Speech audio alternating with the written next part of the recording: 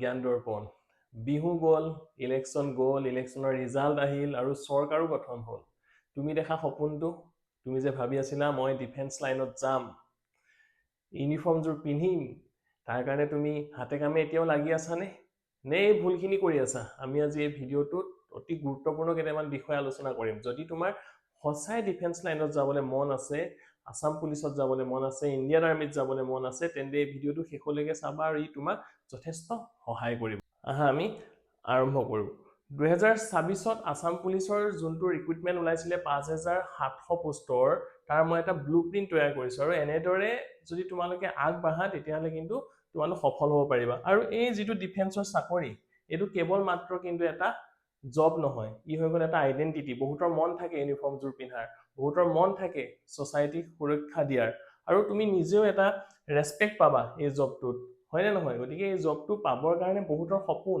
আৰু সেই সপোনটোৰ পণ খেলিছান নাই তুমি এই সপোনটো দিঠকত পৰিণত কৰিবৰ কাৰণে তুমি কি কি কৰিব লাগিব তাৰ বিষয়ে পাতিবলৈ গৈ আছো 5734টা পোষ্টৰ এডভাৰটাইজমেন্ট কৰিছিলে য'ত আছিলে সাব ইন্সপেক্টৰ আছিলে ফৰেষ্ট গাৰ্ড আছিলে কনষ্টেবল আছিলে গ্ৰেড 4 আছিলে আৰু প্ৰত্যেকৰে কুৱেশ্যন পেপাৰ বেলেগ হ'ব পৰীক্ষাৰ ষ্টেণ্ডাৰ্ড বেলেগ হ'ব ধৰা সাব ইন্সপেক্টৰৰ কাৰণে এলিজিবল যোনটো ক্যান্ডিডেট বা যিখিনি ক্ৰাইটেৰিয়া লাগে কনষ্টেবলৰ কাৰণে বেলেগ সেই গোটেইখিনি কথা আমি বেলেগ এটা ভিডিঅ'ত আলোচনা কৰিম তথাপি যিসকলৰ মন এই আসাম পুলিচৰ এই পোষ্ট কেইটা নিজকে এটা জায়গা লোৱাৰ যাৰ মন ভিডিঅ'টো কিন্তু ভালদৰে মন দি চাবা এই যোনটো সিলেকশন ক্ৰাইটেৰিয়া হ'ব তাত কি কি থাকিব তোমালোকে সকলোৱে জানা ফিজিক্যাল টেষ্ট থাকিব ৰিটেন টেষ্ট থাকিব আৰু ইন্টাৰভিউ থাকিব হয় নে নহয় তাৰ পাছত আহি গ'ল যে কি কৰিব লাগিব সিলেকশন পাবৰ কাৰণে তুমি প্ৰথমতে কৰিব লাগিব কি প্ৰথমতে তুমি ফিজিক্যালি ফিট হ'ব লাগিব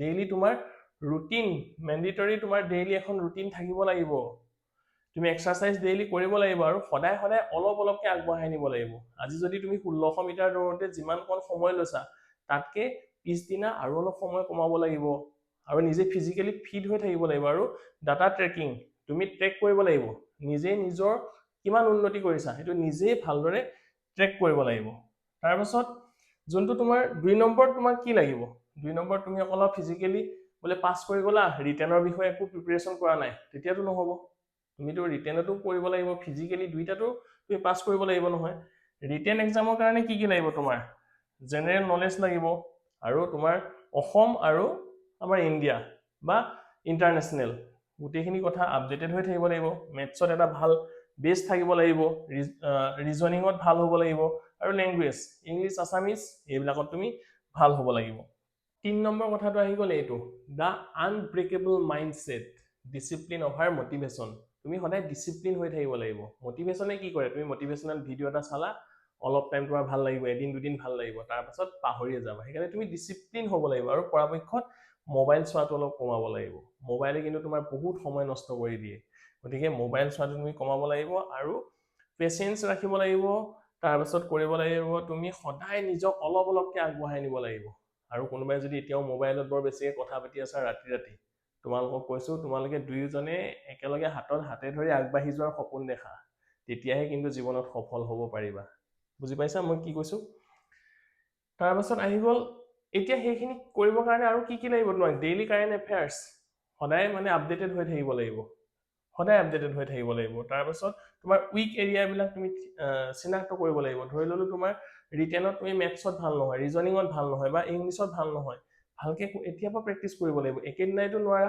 মেথছৰ কনসেপ্ট বিলাক সৰুৰ পৰা সৰু সৰু কনসেপ্টবোৰ ভালদৰে শিকা এতিয়াৰ পৰাই শিকা তেতিয়াহে পাৰিবা তাৰ পাছত প্ৰেক্টিস কৰিব লাগিব টাৰ্গেটেড প্ৰেক্টিস মানে প্ৰিভিয়াস ইয়াৰ কোৱেশ্চন পেপাৰ বিলাক সলভ কৰিব লাগিব সেইখিনি কিন্তু লাগিব আৰু ষ্ট্ৰেছ টেষ্টিং তুমি ষ্ট্ৰেছ লৈ থাকিলে নহব নিজকে তুমি প্ৰপাৰলি আগবঢ়াই নিব লাগিব মক টেষ্ট দিব লাগিব তেতিয়াহে তুমি পাৰিবা আৰু একুৰেচিটো ইম্পৰ্টেন্ট স্পিডটো ইম্পৰ্টেন্ট কাৰণ সময় তোমাক নিৰ্দিষ্ট দিব নিৰ্দিষ্ট কেইটামান প্ৰশ্ন আৰু একুৰেচিও থাকিব লাগিব তোমাৰ স্পিডো থাকিব লাগিব তাৰ কাৰণে তোমাক লাগিব প্ৰেক্টিস তাৰ পাছত আহি গ'ল দা 24 আৱাৰ অফিচাৰ প্ৰটোকল আৰু তুমি যদি অফিচাৰ হ'বলৈ গৈ আছা সাব ইন্সপেক্টৰ হ'বলৈ গৈ আছা তেন্তে তুমি প্ৰটোকল কিনা মানি চলিব লাগিব তুমি খোৱা বোৱা বিলাক ভাল কৰিব লাগিব একদম জাহা তাহা খালেও নহব এতিয়াৰ পৰা হয়নে তাৰ পাছত তুমি একাডেমিকটো ভাল হ'ব লাগিব যেহেতু তুমি অকল ফিজিক্যাল এন্ট্ৰেন্সটো পাছ কৰিলেতো নহ'ব, ৰিটেনটো পাছ কৰিব লাগিব।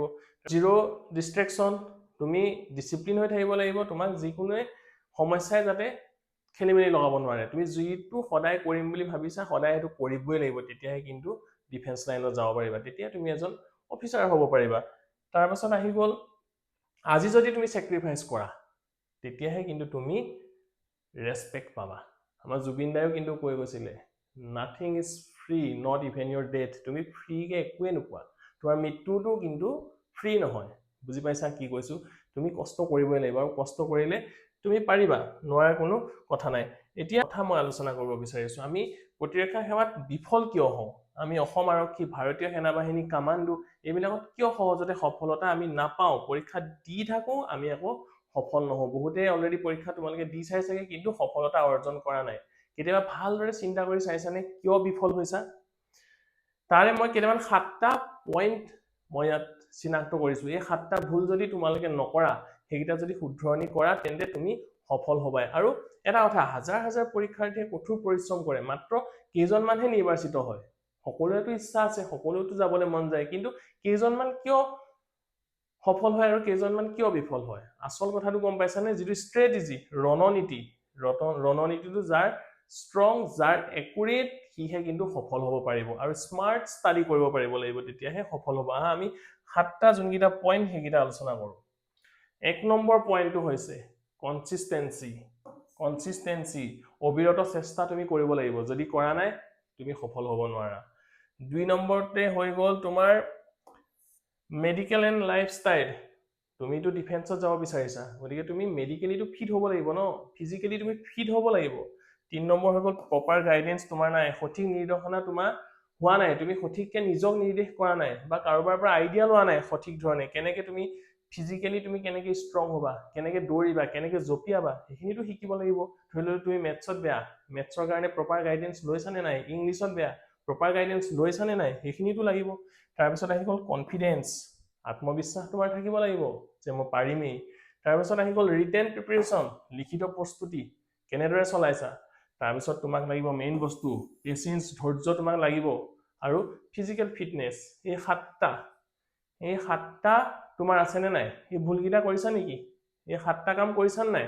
যদি এইকেইটা কৰা নাই, যদি এইটো ভুল কৰি আছা, তোমাৰ সপোন কিন্তু সপোন হৈয়ে থাকি যাব। যদি এইকেইটাৰ ওপৰত কাম কৰিছা, তেন্তে সেই সপোনটো এদিন দিঠকত পৰিণত হ'ব। আৰু লাষ্টত এটাই কথা, বিফলতাই শেষ নহয়, ই সফলতাৰ এক খোজ। ভুলৰ পৰা শিকা, প্ৰতিদিনে উন্নতি কৰা, আৰু ধাৰাবাহিকতা বৰ্তাই ৰাখা। গতিকে মোৰ শুভেচ্ছা আছে, পৰীক্ষা কিন্তু আহি আছে। যদি আছাম পুলিচত যাম বুলি ভাবি আছা, জোৰদাৰ প্ৰিপাৰেশ্যন কৰা। আৰু তোমালোকে প্ৰথমতে কি কৰা, ফিজিকেল টেষ্টটো ভালদৰে পাছ কৰাচোন। যদি মেথছ, ৰিজনিং বা জিকে, কাৰেণ্ট এফেয়াৰ্ছত যদি দিগদাৰ আছে, আমি তাৰ বিষয়ে আলোচনা কৰিম, তাৰ কাৰণে ভিডিঅ' লৈ আহিম। গতিকে সময় কাৰো কাৰণে ৰৈ নাথাকে, আজিৰ পৰাই প্ৰেক্টিচ আৰম্ভ কৰা। আজিৰ পৰাই ৰিটেনৰ কাৰণে, ফিজিকেলৰ কাৰণে প্ৰেক্টিচ আৰম্ভ কৰা। All the best for your future. Thank U.